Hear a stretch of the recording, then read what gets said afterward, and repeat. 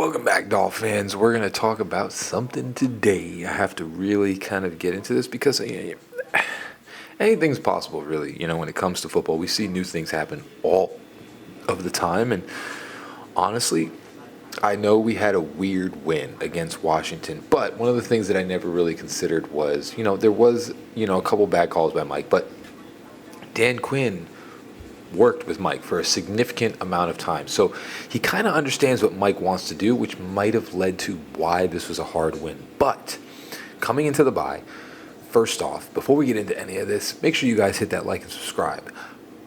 Next, coming into the bye, we have Austin Jackson coming back. So he's probably going to start next game. Not only does this alleviate one person, Larry Borom has been playing pretty well this year. And what that's going to do is Larry Borom's natural position is right guard. So what I'm guessing is going to happen is, depending on if James Daniels ends up coming back, which if he's not practicing this week, he probably would not come back until the week after next week.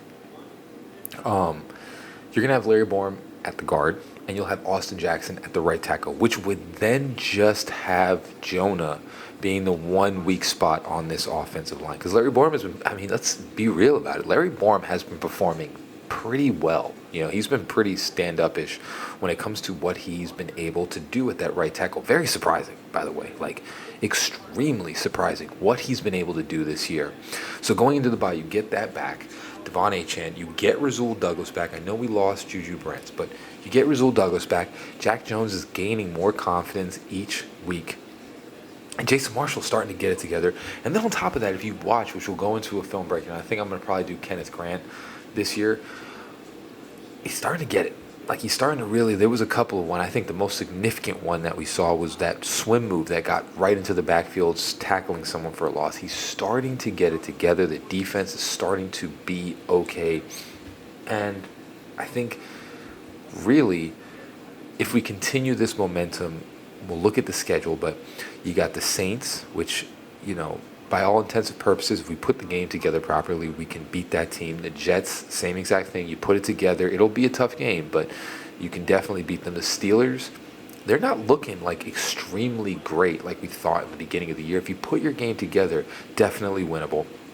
The Bengals defense is really just not doing it right now, so that might be a tough game, again, going to that game, but, definitely could be something there. And then the final two games are really what might determine your season, because you're going to face the Buccaneers and the Patriots. Now, the Buccaneers, even though they are tough, 100%, they're losing a lot of players on this offense. So, again, this year could come down to the final two games. If you win the next four, you are, pretty much 500.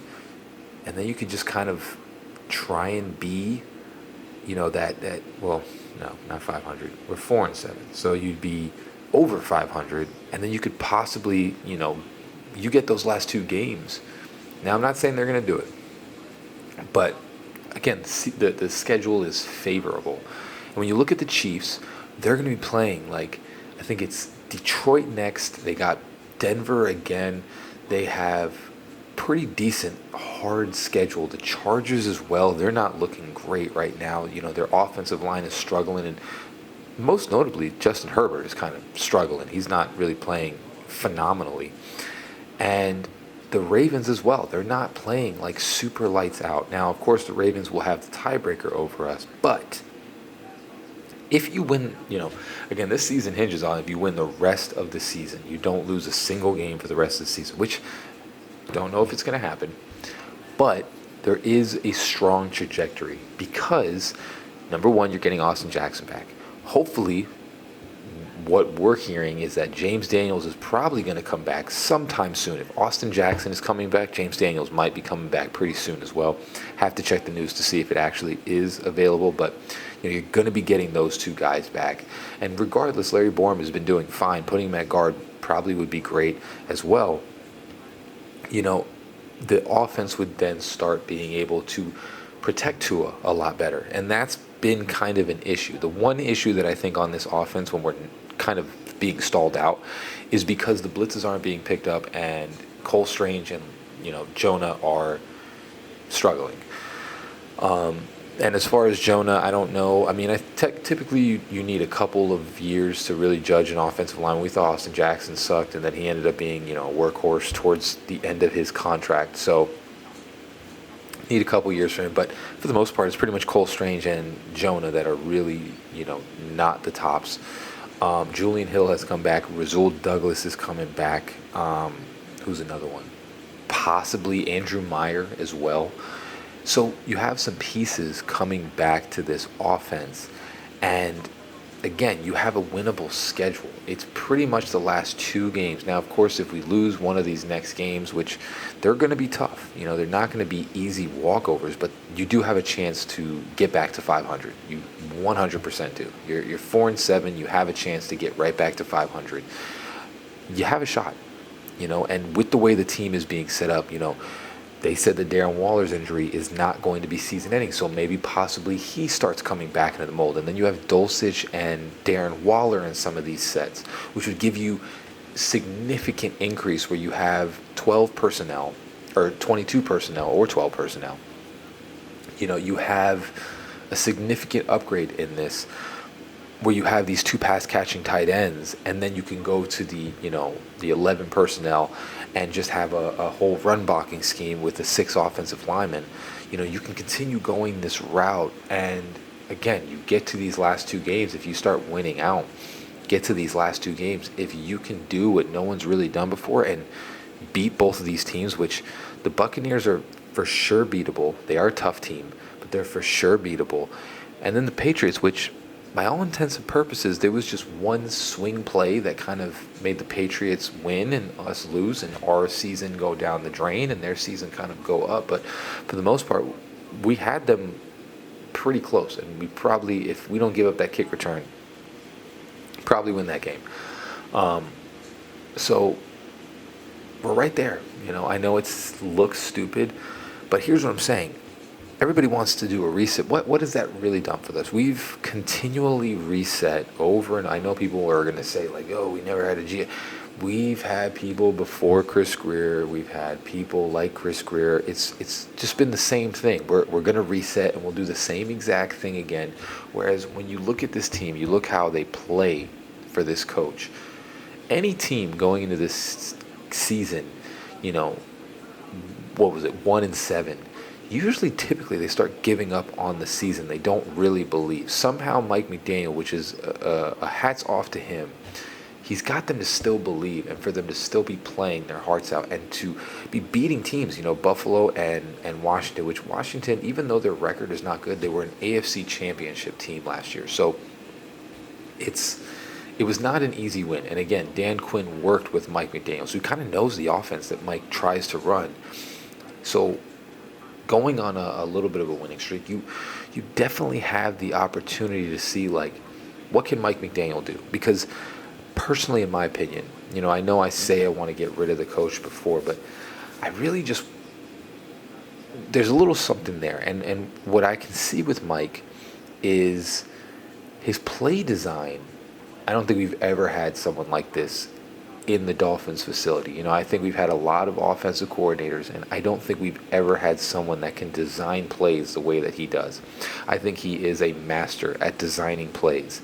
Like I said in the last video, I think when the clutch moments happen, maybe he gets a little stiff. But when it comes to designing offensive plays to, put people in compromising positions, I think he is a master at it. When you watch some of these plays, the run plays, all of it, he is a master at designing a lot of these, compromising plays that put defenses in bad positions continually. So, personally, the restart, I don't think you're going to get anyone like that. And the thing is that, we're moving the ball against some of these teams. I know Washington was tough, but by all intents and purposes, last year their defense was pretty good. You never really had someone like this. And, of course, if they just throw it down the drain and they just don't do well, yeah, I would say move on to somebody else. But if they start doing good and they go on a streak, like I said, no one's ever been like this in the Dolphins facility that can design plays and design an offense like this. The defensive guy, even though to me, he's not the tops. I think he's working with the players well, and I think, he can definitely get this defense to be at least a top 10. Um, I just think you can build on this. You can build on these players. And what I think people, again, I get it. It's the fourth year. Probably shouldn't be doing this, but they messed up. They messed up in the beginning of their career or their head coaching thing, where he just started spending, draft picks and stuff on players, and he messed up. It didn't go right, and they've learned from that. And I think they're trying to go the different route of developmenting players to, go through the draft and start getting young players, developing them, and not necessarily trying to get that big splash, because that's kind of what we did since, the beginning of time. We got the Ricky Williams thing. We got Ndamukong Suh. We got, what's that other guy that came here from, I think it was Washington. He stunk. You got Albert Hainsworth, I think we got at one point. You had Mike Wallace, you had all of these guys. Tyreek Hill was the next one. You've had all these guys, that you just have splash plays. And then on top of that, they were going for, Tom Brady, and also we're trying to trade for Deshaun Watson, so it's just been a continual thing of just trying to make splash plays. And so far what I've seen, the teams, besides the Rams, but the Rams was really like getting the quarterback, which is the most important position. That was kind of the difference. You see teams like Green Bay, where, right now they're kind of they're there, but they're a little bit struggling, and they spent all these picks on Micah Parsons. So if you don't get to the Super Bowl, you're kind of screwing yourself for the next couple seasons. Whereas you see these dynasties. Think of the Chiefs. Think of the Patriots. Even think of the Rams. They don't make splash plays like this. The Chiefs never trade all of their assets for like someone like Tyreek Hill. They usually develop a Tyreek Hill. The Rams usually develop a Tyreek Hill. Even the Patriots. They never, besides Randy Moss, which, again, they lost the Super Bowl, usually never just throw picks for somebody. Randy Moss was a once-in-a-generational type of player. I get it. But, again, they lost the Super Bowl that year. So it was kind of for naught. They don't do that. And I think they're trying to develop this culture right now where, again, like I said, if they win, they start winning, I feel like you got to give them, you got to give them another year.